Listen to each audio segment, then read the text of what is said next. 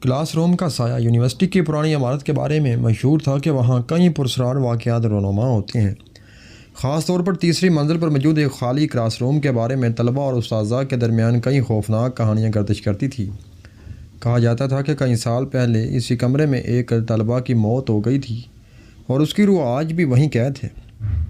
کچھ طلباء دعویٰ کرتے تھے کہ رات کے وقت کھڑکیوں سے کسی لڑکی کے دھندلا سا سایہ نظر آتا ہے، جیسے وہ کسی کا انتظار کر رہی ہو۔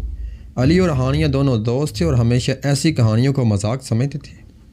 ان کا ماننا تھا کہ یہ سب محض افواہیں ہیں جنہیں بڑھا چڑھا کر سنایا جاتا ہے۔ ایک دن علی نے ہانیہ کو چیلنج دیا کہ وہ دونوں رات کو اسی خالی کمرے میں جائیں گے اور دیکھیں گے کہ حقیقت کیا ہے۔ ہانیہ پہلے تو ڈری، لیکن آخر کار علی کے اصرار پر راضی ہو گئی۔ یہ فیصلہ ان دونوں کی زندگی کا سب سے بڑا خوفناک تجربہ ثابت ہونے والا تھا۔ رات کے 10 بجے جب پوری یونیورسٹی سنسان ہو چکی تھی، علی اور ہانیہ نے چپکے سے اس خالی کلاس روم کا رخ کیا۔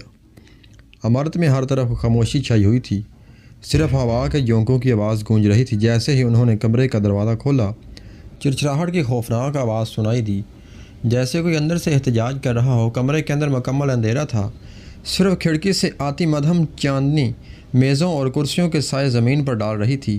ہانیہ نے موبائل کی ٹارچ آن کی، مگر عجیب بات یہ تھی کہ روشنی پھیلنے کی بجائے اندھیرے میں جذب ہو رہی تھی۔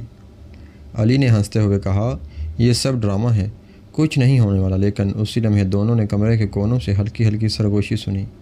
وہ آواز اتنی مدھم تھی کہ الفاظ سمجھ میں نہیں آ رہے تھے، مگر یہ صاف لگ رہا تھا کہ کوئی وہاں موجود ہے۔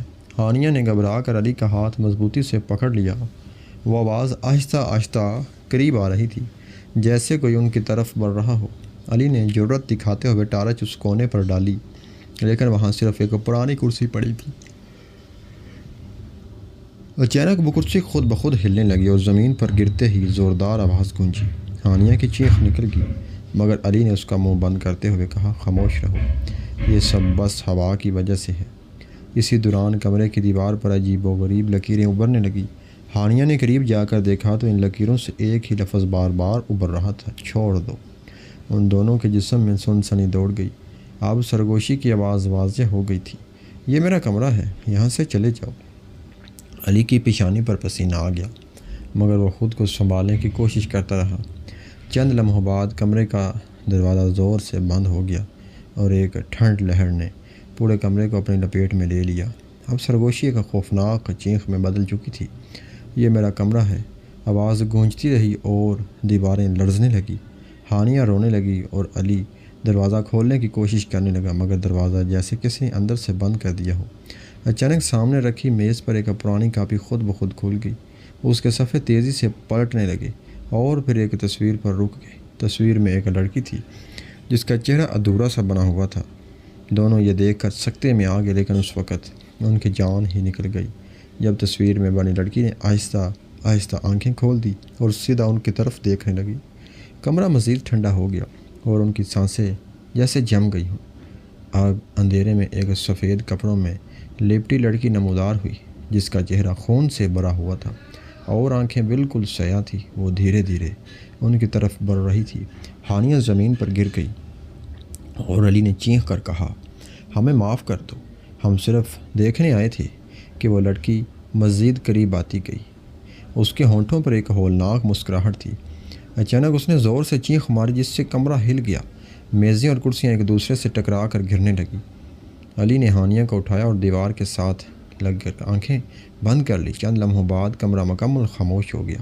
جب انہوں نے دوبارہ آنکھیں کھولی تو کمرہ بالکل ویران تھا۔ دروازہ کھلا ہوا تھا، لیکن ان دونوں کی ہمت جواب دے چکی تھی۔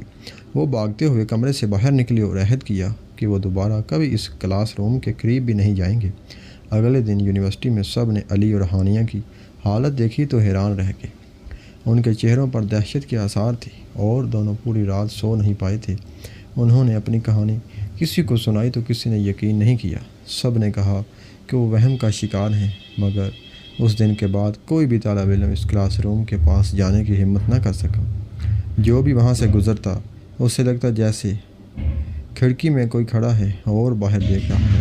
علی اور ہانیہ کو آج بھی وہ آواز یاد آتی ہے، یہ میرا کمرہ ہے، اور اس کے بعد ان کی روح کانپنے لگی۔ یونیورسٹی نے آخر کار اس کمرے کو ہمیشہ کے لیے بند کر دیا، مگر یہ راز کبھی نہ کھل سکا کہ اس لڑکی کی روح وہاں کیوں قید ہے۔ آج بھی وہ کمرہ سب کے لیے خوف کی علامت ہے۔